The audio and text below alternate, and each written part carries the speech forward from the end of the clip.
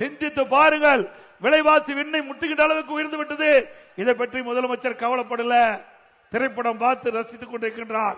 விவசாயி டெல்டா மாவட்டத்தில் விவசாயிகள் கடுமையாக மழை வெள்ளத்தால் பாதிக்கப்பட்டுட்டாங்க. பயிர்கள் எல்லாம் அழுகிவிட்டது, நெற்பயிர்கள் அழுகிவிட்டது.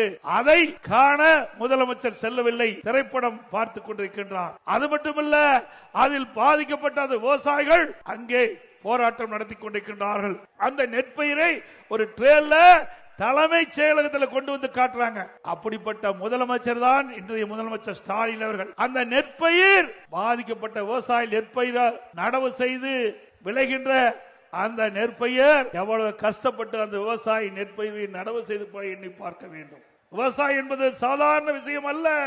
கடின உழைப்பு, வெயிலையும் மழையும் பொருட்படுத்தாமல் ரத்தத்தை வேர்வையாக சிந்தி உழைக்கின்ற ஒரு விவசாயி, விவசாய தொழிலாளி. அப்படிப்பட்ட விவசாயி மதிக்காத முதலமைச்சர் இன்றைய முதலமைச்சர் ஸ்டாலின் என்பதை நாம் எண்ணி பார்க்க வேண்டும்.